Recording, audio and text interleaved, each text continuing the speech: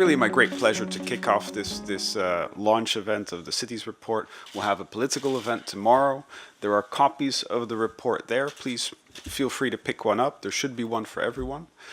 I'll be using quite a lot of visuals in my talk, and so there are a couple of seats left here or there with closer to a screen. So feel free to come in a bit closer to see the visuals a bit closer. So, trying to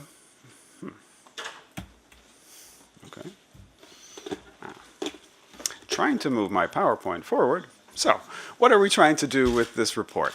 We're trying to help the urban agenda for the EU, and this is what the big event is about tomorrow. So we've got lots of analysis, but also a lot of data on the 4 current partnerships, but also for a lot of topics coming up. We want to help the new urban agenda, which, as Paul has clearly said, is for the entire world, not just the developing countries. And we want to do that by looking at a new global-based, people-based definition of cities and settlements. And we want to also help to monitor this urban SDG. And last, but definitely not least, we're firmly convinced that mayors can learn a lot, not from us, but from each other. But to be able to do that, they need to be able to compare themselves easily with other cities in Europe or other cities in the world.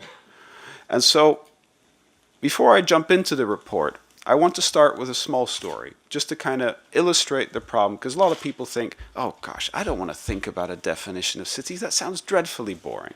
So, trying to convince you that it is relevant, I have a story for you about 2 towns, 2 cities. One is called Broadville, and the other one is called Narrowtown.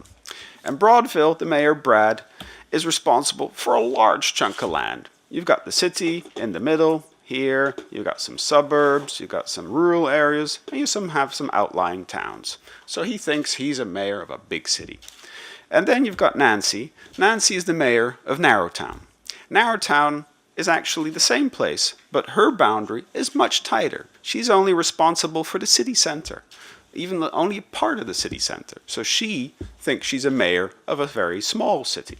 And so if you look at what that does to any number that we have for those cities, it completely changes the picture.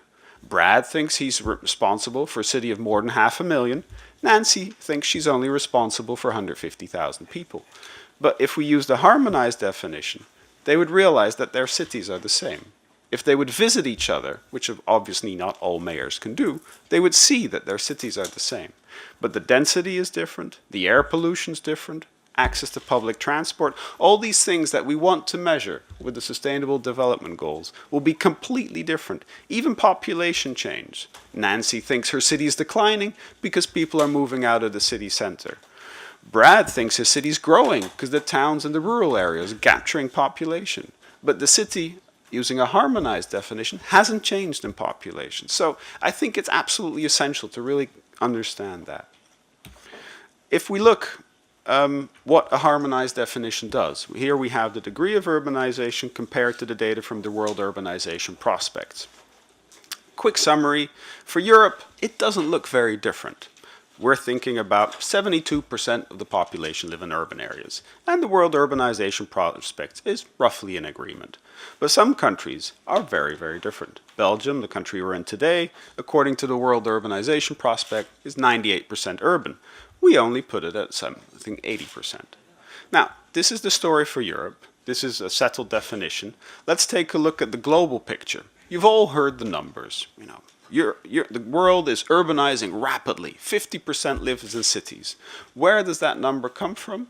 It's based on a collection of national definitions. Sometimes we don't even know what the definition is. We don't know where these cities are, but we use these numbers all the time. We've tried this harmonized definition, and in some places we come to very, very different conclusions. According to the World Urbanization Prospects, Asia is only 50% urban. We put it almost at 90. Africa is 40% urban. We put it at 80. So this is the impact a harmonized definition can have on the way we see the world. Showing, for example, what this does. It's a bit of a slow machine. So here we see, for example, the density of cities. And here we use this harmonized definition. So we can actually compare these figures. And we see that European cities have double the density as those in North America, whatever the size class. If we compare European cities to African or Asian cities, we see that we have half the density of these places. Now, density is very important because it determines how easily you can provide efficient public transport. So in this way, I think European cities are a good model for cities that want to de-densify, but not too much, to allow their people to have a bit more space in their houses, in their parks, and in their cities, but still enjoy the benefits of public transport. So, at Quito, we are currently preparing, together with the OECD, a voluntary commitment to, over the coming years, test and further refine this global people-based definition of cities and settlements. Moving on, looking at the second chapter, demographic change.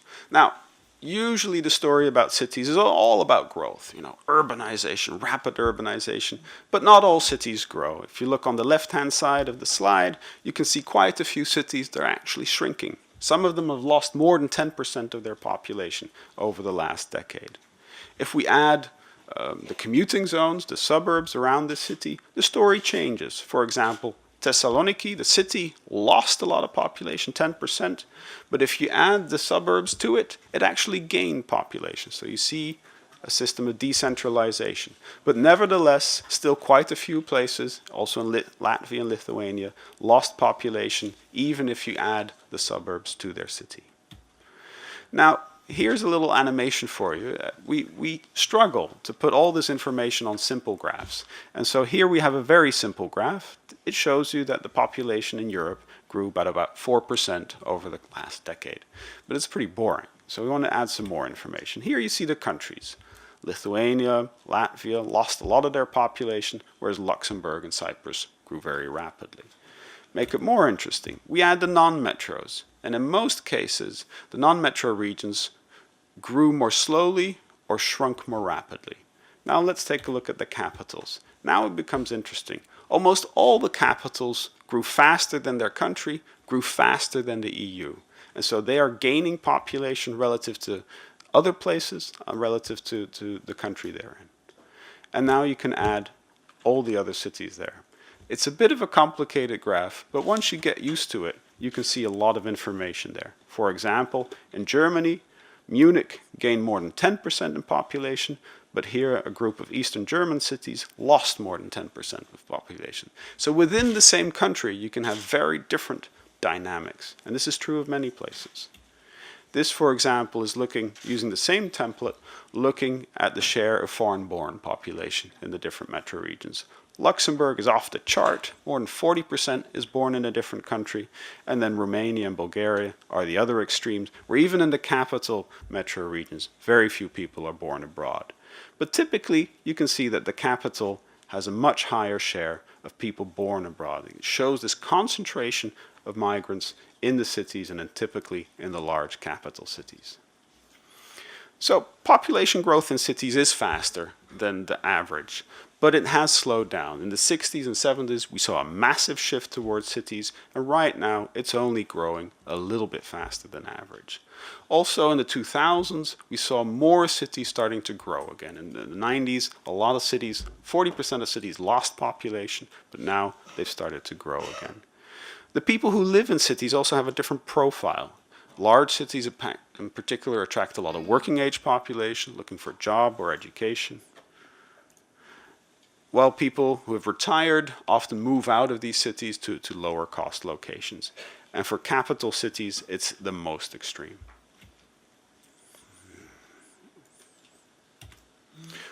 Look at urban economic development, and here we got the help from Michael Storper from the London School of Economics. We looked at productivity, and again, capital metro regions are much more productive than any other place in the country, with only a few exceptions.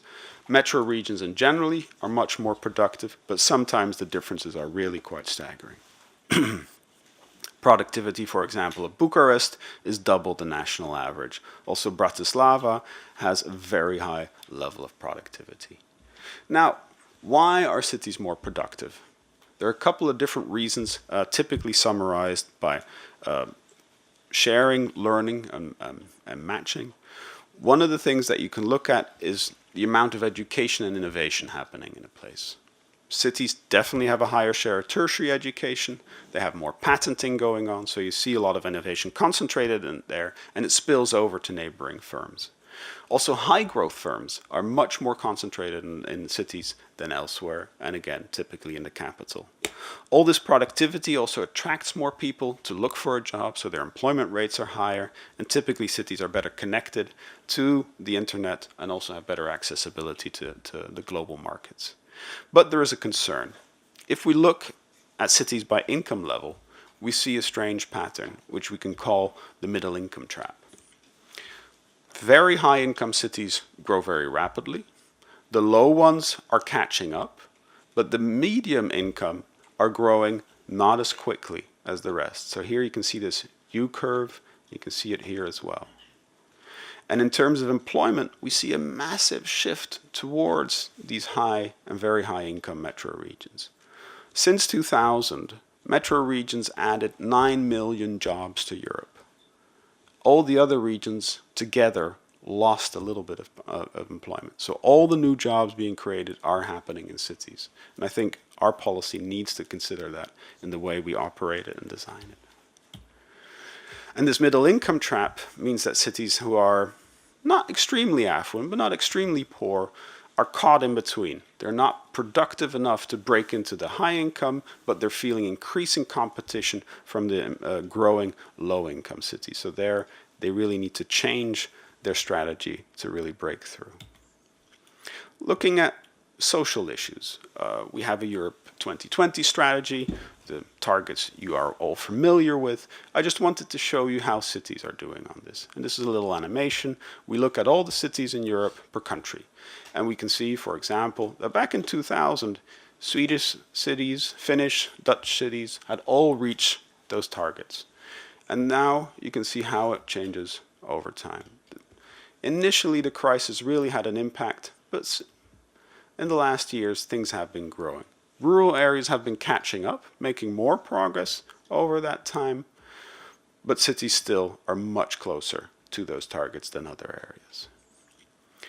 Migration, an important topic also for the urban agenda, and we see, for example, that 2/3 of working age population born outside the EU lives in cities, compared to only 40% of the EU population. And so here you can see in the EU, of the working age population, 12% living in cities are born abroad, only 6% living in towns and suburbs are born abroad, and only 3% living in rural areas are born abroad. So clearly, people born abroad or born outside the EU tend to live in cities. And so there's some cities here, those in Belgium, Austria, and Sweden, the share is over 20%. So 1 in 5 in that age category are born abroad. Why is this important?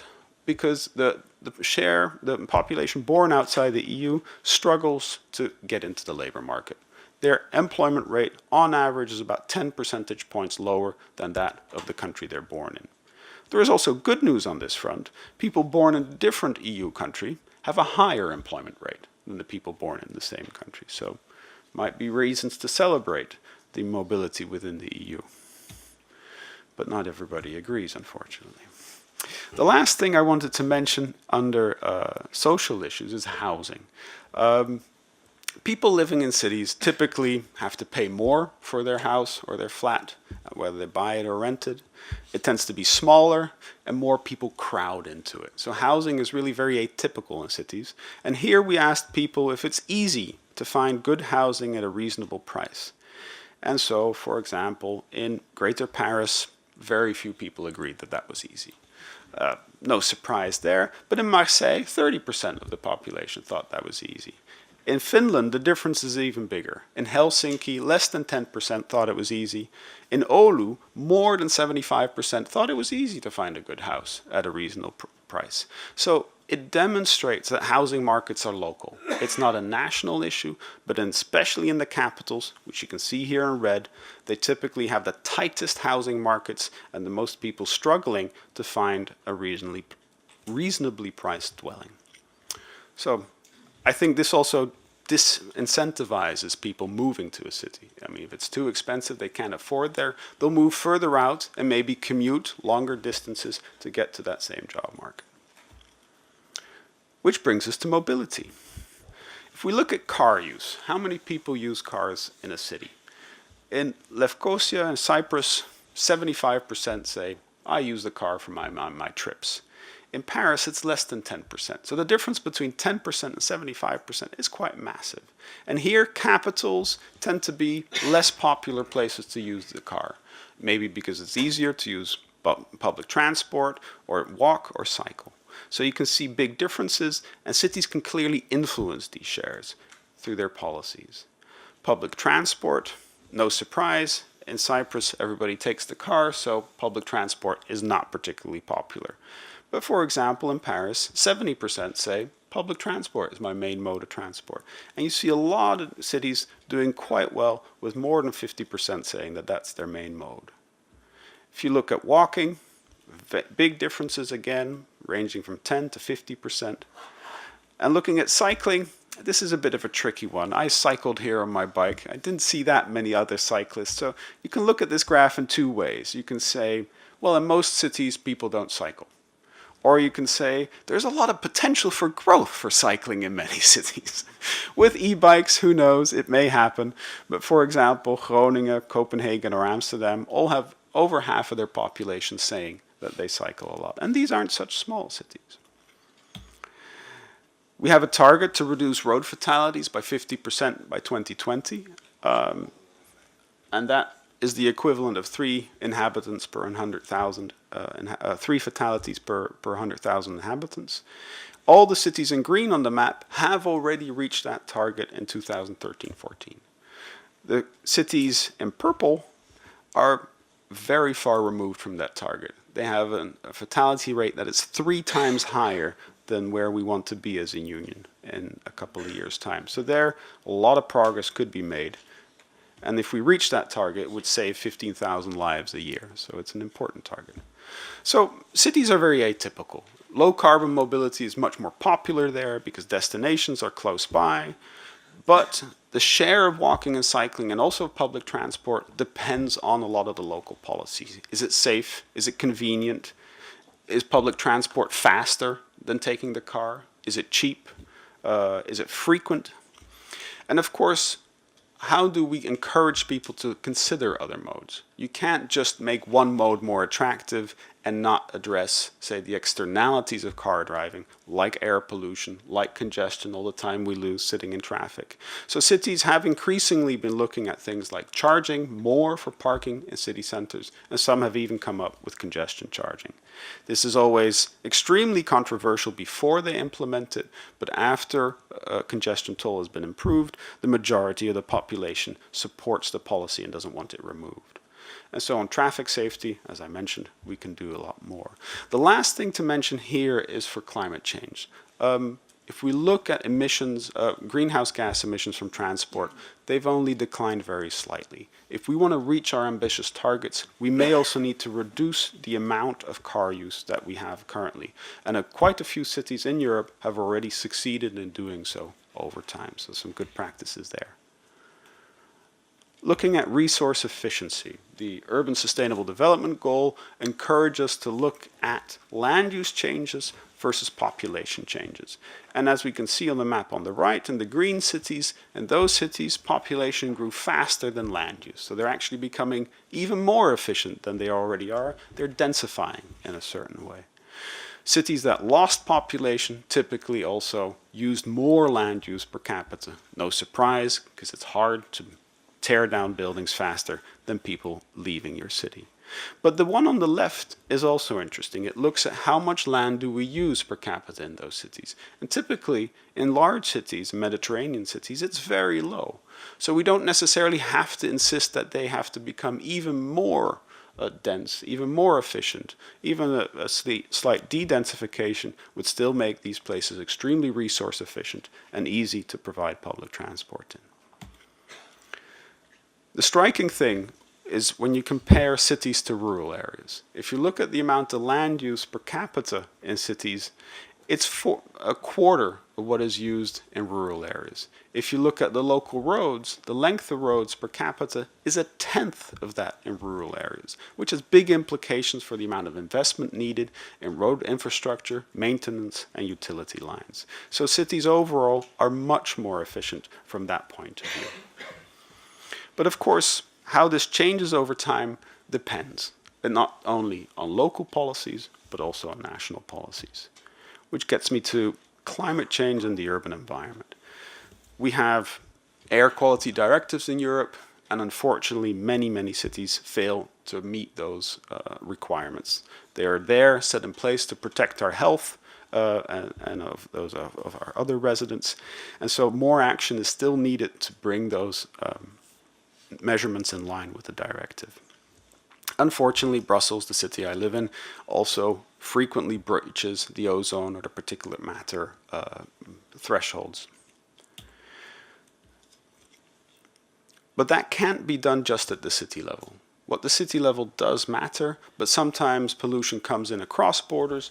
As Nicola mentioned, problems don't stop at administrative borders. So if you have air pollution blowing in from Germany, it's hard to solve that locally. So it really requires action at multiple levels. Mayors are increasingly focused on climate change and adaptation, mitigation. A lot of them have already signed the Covenant of Mayor, committing to reducing their greenhouse gas emissions and preparing to the coming increasing more volatile weather and higher temperatures. And in that sense, there's also an opportunity. A lot of cities are experimenting what are called with nature-based solutions, things like green roofs, wetlands, to try and avoid flood risk, which give benefits in multiple ways. They can also help to clean the air and reduce the heat island effect. And there are many examples in the report you can take a look at. This is the last chapter. It's also a main chapter in the cohesion report, and it was also an important part of Nicola's presentation. Urban governance is really one of the crux of the matter. How can we make sure that these places work as best as they can? Here we have a slide looking at public investment by local governments, local authorities, and we can see the impact of the crisis sometimes quite dramatically. The share of total public investment managed by local governments in Ireland dropped from 70% down to less than 20%. But it shows that in general, local governments are important for almost half of public investment. So they're very important actors. So this doesn't include regions. This is the local level. They're important actors, and in some they have become increasingly so. For example, here in Romania and Bulgaria, you see massive increases from around 20, 30% to about 60 or 70% of public investment managed at the local level. This relates to the key question: what's the right unit of analysis? What should be our target for cohesion policy? One of the drawbacks or the difficulties are cited often when we encourage involvement of cities is that they lack the capacity, or actually that some of them may be perceived to be corrupt. This is a survey where we've asked people if they think people working at the local government are involved in corrupt practices. Fortunately, in the Danish cities, less than 10% of the population said yes. Unfortunately, in Bulgaria and Croatia, more than 60% of the population said yes, they thought people working in local governments were involved in corrupt practices. Also, the efficiency of public administration at the city level varies. We've asked people if they think that their public administration is efficient. And unfortunately in Italy, in Palermo, less than 20% thought they were efficient, compared to, say, 85% in Zurich. So there's a massive variation there, and I'm sure that there's things we can learn about making these places more efficient and making residents more satisfied with those services. Summing up, if you really want to have successful cities, they need sufficient autonomy. And many of these cities are already more autonomous than their region, so they are a more important policy actor, and this has increased over time. They require sufficient funding, in particular for public investment. That has changed over time, but the crisis has definitely reduced that. And then the importance is also to get it at the right scale. you don't just want to govern the city itself, you want to govern the commuting zone, the suburbs, make it a functional urban area. And so at that metropolitan level is where governance will be the most effective and efficient.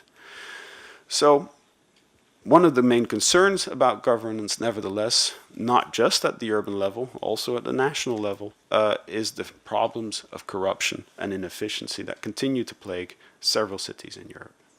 So, wrapping up, and thank you for listening, I think European cities, as shown by this report, and do pick up a copy, and they're also online, as you can see here, are very unique. They have a very different character, and they play a central role also for our economic goals, our social and environmental goals. Remember, the 9 million jobs created in cities are clearly contributing to our ambitions of having more jobs and growth in Europe.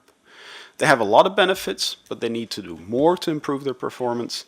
And also on the governance front, we need to scale it up in terms of autonomy, investment, but also in terms of geographical scale. Thank you very much.